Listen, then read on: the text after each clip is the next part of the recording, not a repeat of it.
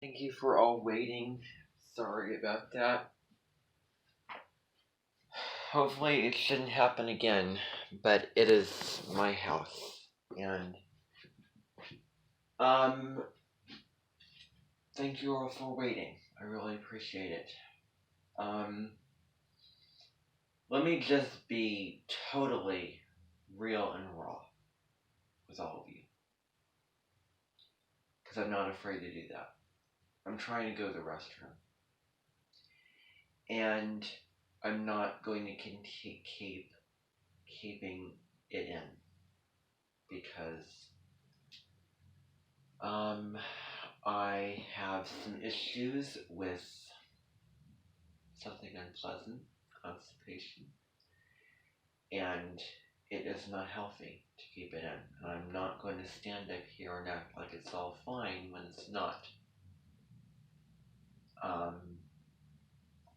So, I could be in the middle of something, and there's something I need to take care of, and you need to wait, and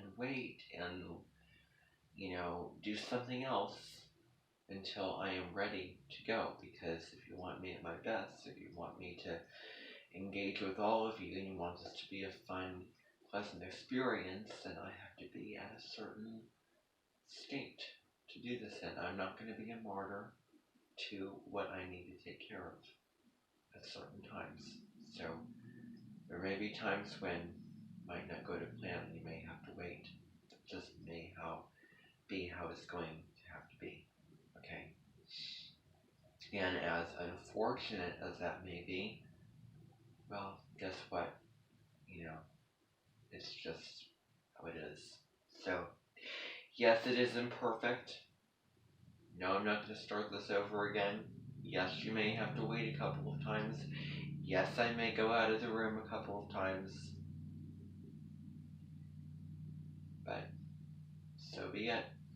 Okay, so I do want to remind you of that. But so, anyway, we don't, hopefully we won't have that happen again. Okay. So, I am going to skip past the introduction of this book. For those of you who happens to have the book, who has this book?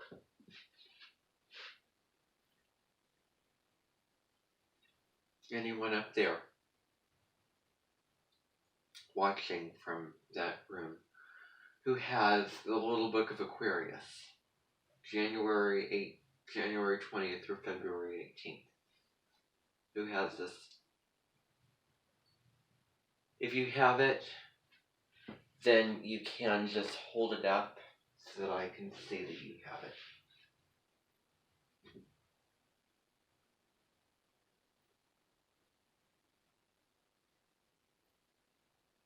Anyone have it? Anyone here? Anyone over there? Okay. I'm seeing some people who have brought it.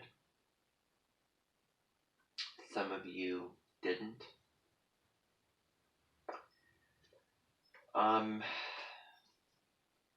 Okay, well, some of you did, some of you didn't. That is fine. How many of you read the section Aquarius as a Child, which we'll be talking about today? How many of you did? How many of you have read that? So, this is a club, but it's also a class. And like a class that you would take in any higher education university, there is reading that you would need to do beforehand so that you're prepared. So that it's just not new information. So how many of you have done that? How many of you have read that section?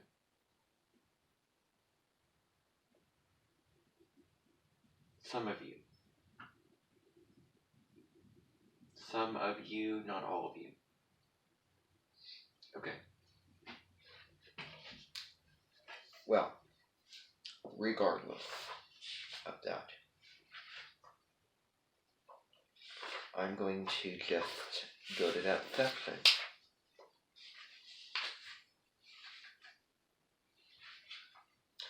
I mean, I don't want to make it a demand. I really don't. I mean, it's just up to you and what you want to get out of this.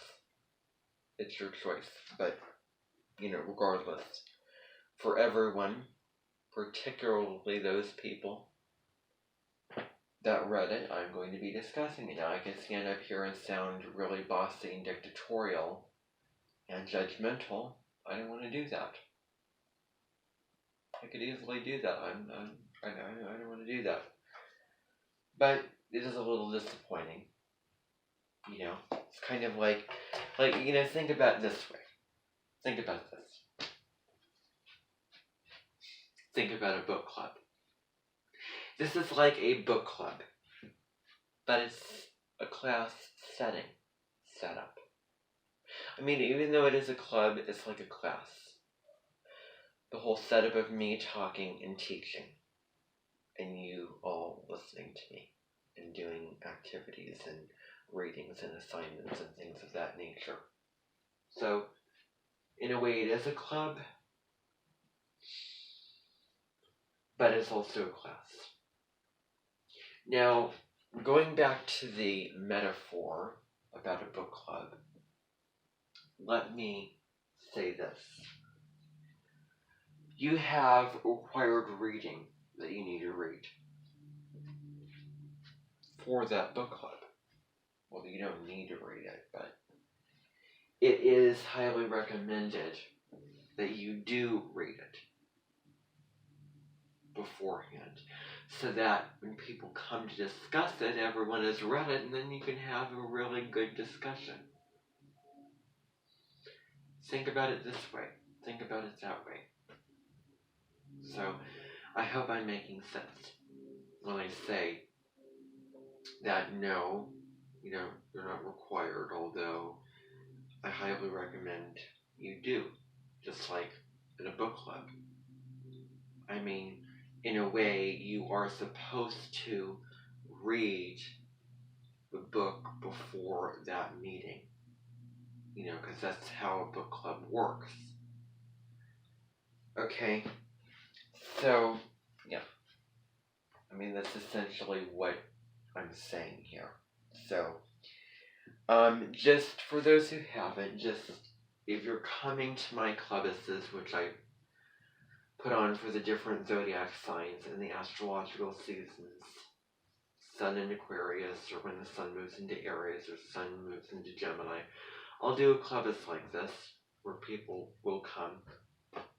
I'll have a book. I'll read through and discuss sections with you, and there'll be little activities that we'll do based off of the different sections. So that's what I will do for, those clubises in whatever sign the sun's in, whatever astrological season we're in, that deals with which sign the sun is in practically for the period of 30 days. From the middle to late part of one month to the middle part of the next month. So that's an astrological season. So this astrological season is from January 20th through February 18th, just like when the sun's in Aries through March 20th, 21st through April 20th, and then it moves into Taurus until May 20th, when it moves into Gemini, and then so on and so forth, until you have 12 signs, starting with Aries at the middle of March, and then you just move. So you start at March 20th all the way till March 19th of that next year, that next Gregorian calendar year, and then that is the astrological new year. So from March to March, from March 20th through March 19th. And so I will do these clubises. I'll continue to do these clubises. But I would recommend that you do the reading. That you do the reading beforehand, so that you have a better idea of what that particular meeting is about. So just, if you want to come to these meetings again, then just put that on your radar for something to remember and something to do beforehand. But so anyway, so for those who haven't, I just want you to turn to that section. So wherever it says Aquarius as a child section.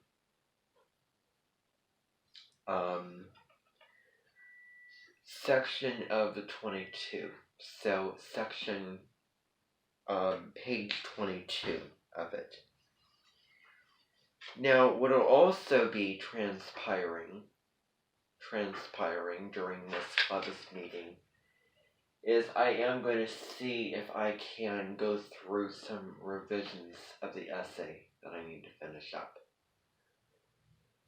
I do want to allow time within this meeting to do that. Actually, forget about it because I know how it works already, and it's just not how it's going to be. So I do want to not spend too much time on this particular section,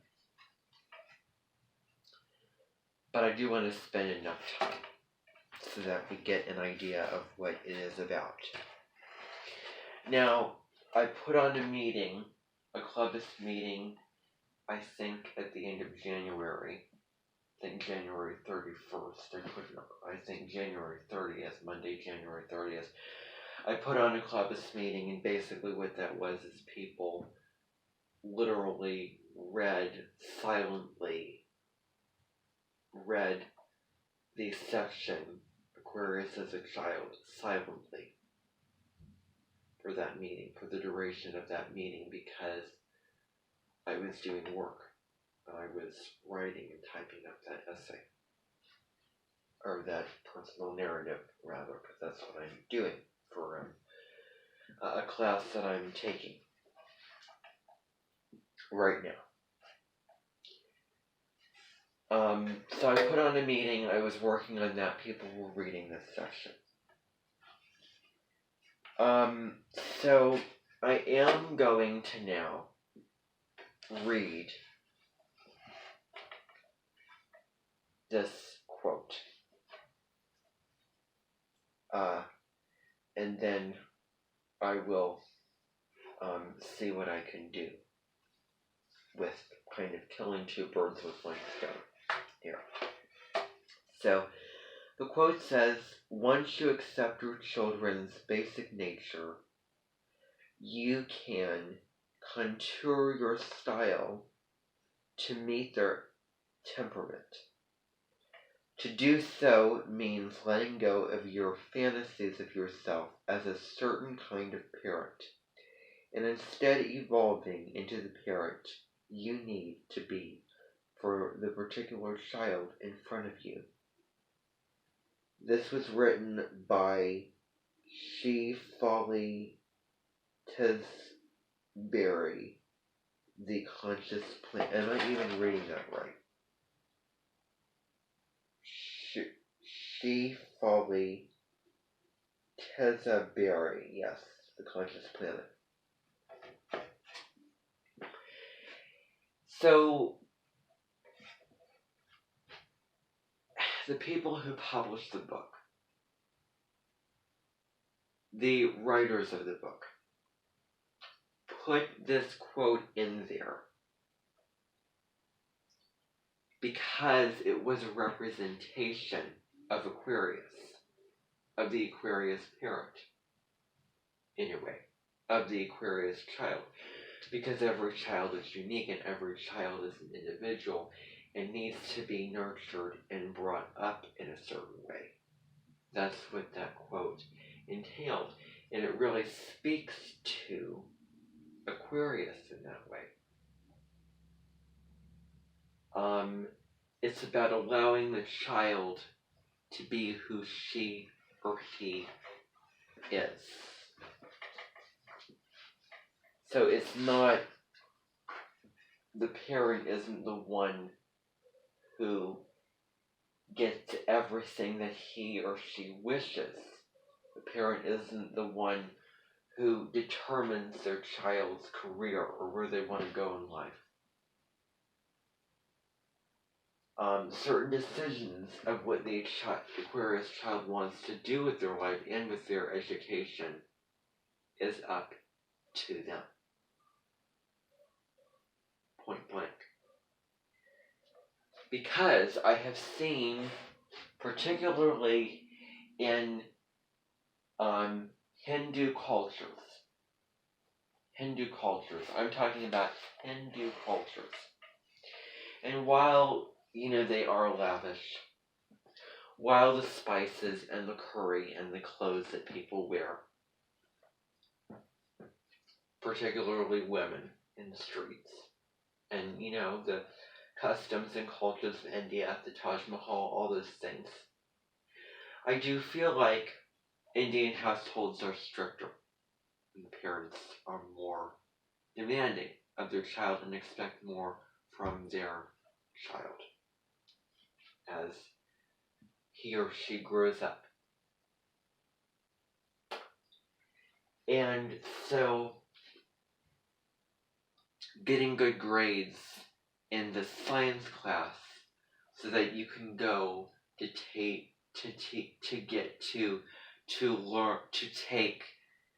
classes for you to become a doctor. The child wants to be an artist. The child wants to be a musician. The child wants to work in a tech company. And the parents want something else for the child. And so they will demand this A, B, or C from the child, and will congratulate the child for getting good grades in this class, brag to the teachers, and say how wonderful the child is, or the student is in that school.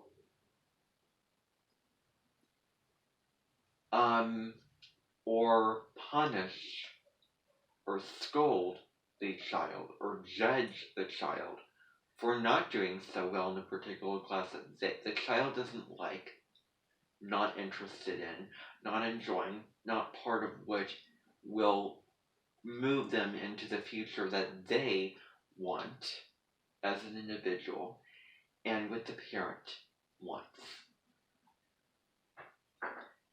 I had a really weird experience one time. I was at a museum. The person working at the desk referred to me as a student, which I thought was not accurate and just totally a reflection of her. I just don't understand why she made that mistake and considered me as such.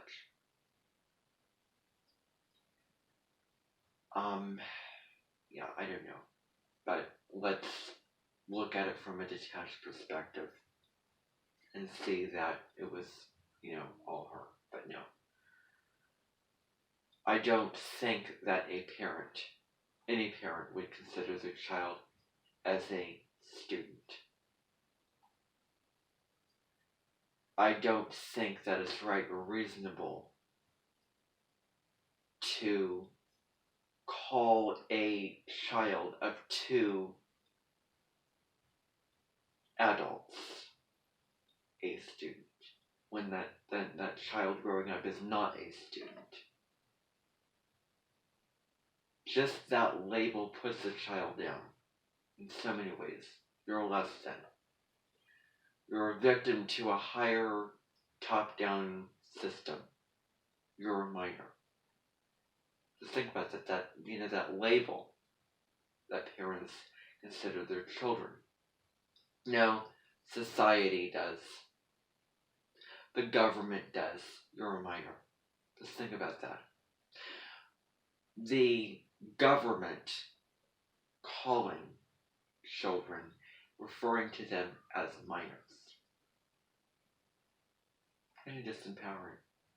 Kind of makes them below a power that is greater than them, even though in some cases that may be true. That is not positive nor empowering, and therefore it shouldn't be. And it's not the Aquarian society. Let's talk about Pluto moving through the last degrees of Capricorn. Pluto in Capricorn destroys top-down structures that disempower people and that take control out of people. The governments, leaders, people in power. See, Pluto digs up the secrets, digs up the stuff, the baggage, the dark side of those people in power.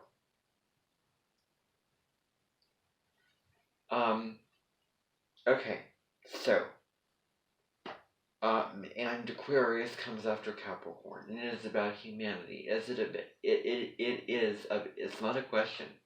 It is about liberation and freeing yourself from those top-down structures, going your own way, innovating, getting out of the box, not following by the book. It's about the future. Capricorn's the past. It's tradition, the way that things have always been done. Aquarius wants to innovate. What's in the future that could be? I want to free myself. I want to do something completely different. I want to expand. I want to take advantage of all that life has to offer. And yes, that's the Aquarian energy. It's a mental and intellectual energy of a scientist. It's a scientist energy. It's also dealing with sociology and the systematic study of the individuals and society. Now, as I am standing here doing this, I am getting a pull that is telling me, an internal feeling saying to me, I am kind of wasting my time right now with this. So, what is going to be happening right now is I do want to continue doing this.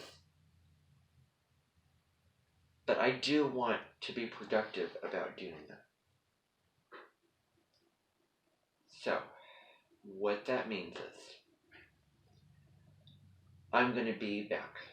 And I'm going to see what I can do so that I can do this and do the meeting at the same time. If that would work. We shall see.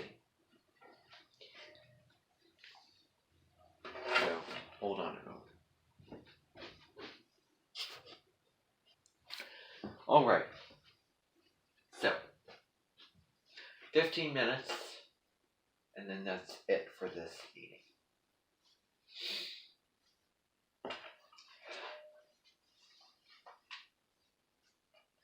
Okay. Now, I've discussed the quote. Every child has their own individual needs.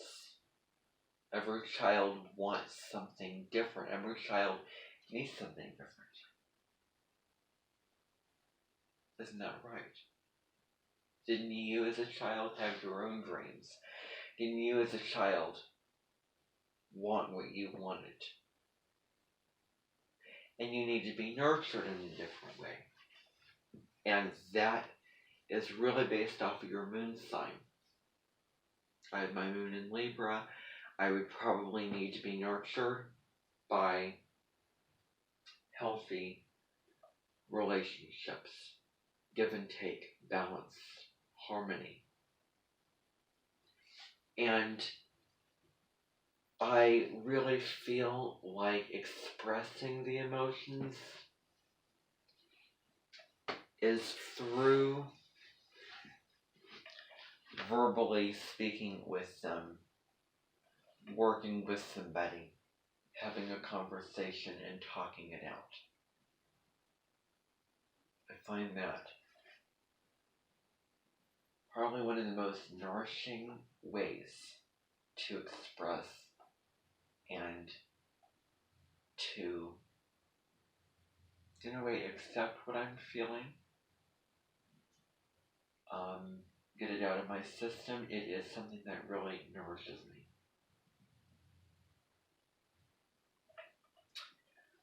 And certain things with Libra also is it deals with balance, justice. I really believe in equality and fairness. So I could go on and on with that. I mean, years later, I'm going to have so much more astrology knowledge. I'm not at the level yet where somebody can ask me, what is the full moon in Leo about?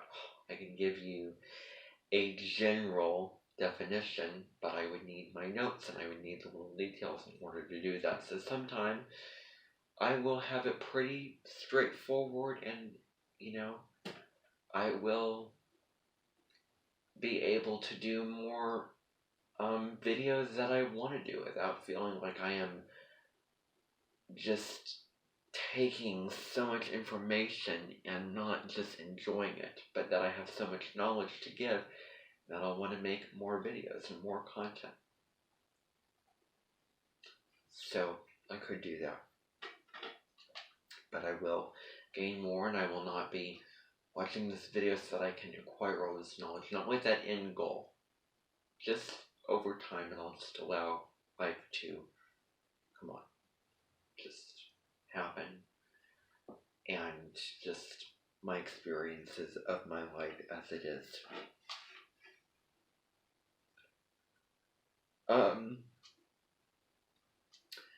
So then we get into the first paragraph of this, which says, every child born comes into this life with their own unique personality and life purpose. Now, the personality of a child is your sun sign. That's your personality. That's your ego. That's how you want to show yourself into the world, because the sun rules Leo. And so because of that, it's how you want to express yourself. And it is about empowerment. You can get empowered by acting like the traits of your sun sign, or just being who you are, your sun sign. But that's not the be-all, end-all. That is what all the other planets revolve around, that really complete that picture, that revolve around your sun sign. All those other pieces of the puzzle need to be taken in consideration to make you unique. Not just that person's in Aries, so he or she is just like this and follows into these stereotypical traits. That is, it's like no one is a dime a dozen, one size fits all. Everyone has their own unique package of goodness that's unique and different. And it deals with the aspects that your sun is making, the sun in your chart is making to other planets, what those planets are making to other planets, the signs that the planets are in, so many different things.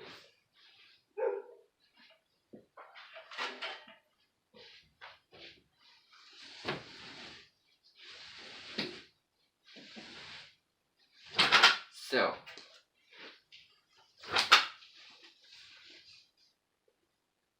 every child comes into this life with their own unique personality and life purpose. The adults in the child's life are their teachers and guides, helping them to navigate through life and learn lessons necessary for their growth.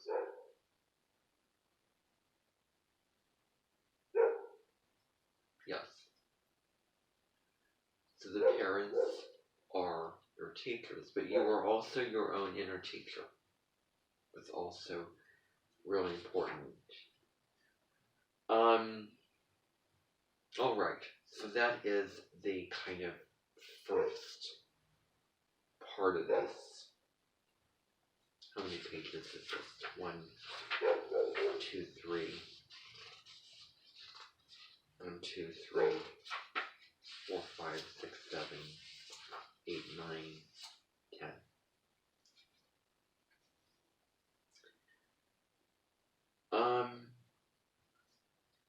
Okay, so,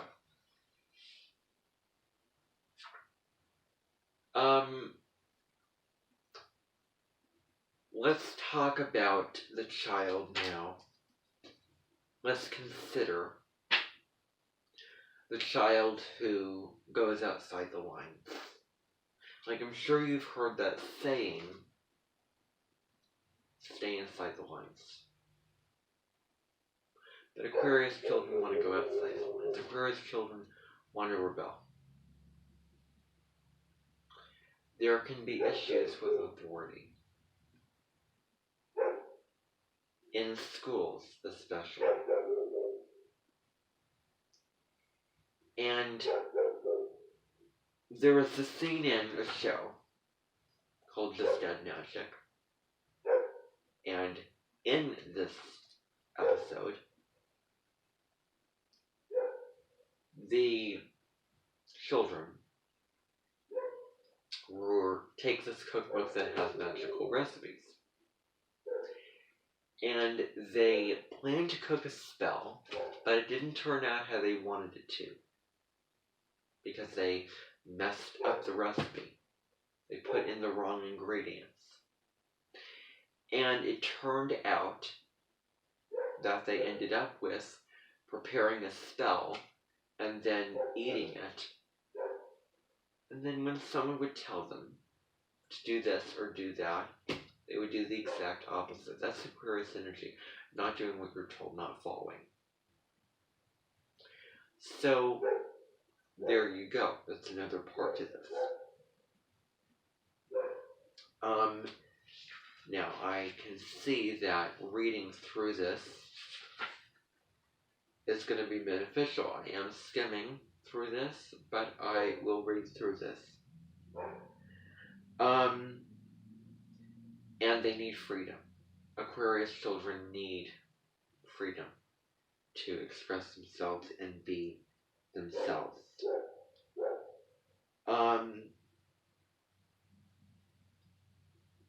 Says something in here about babies moving around and exploring different things. Encourage you. Do not limit Aquarius children. There's one thing I can tell you. Don't limit Aquarius children. I don't have to be an astrology expert in parenting to tell you that. Do not limit Aquarius children.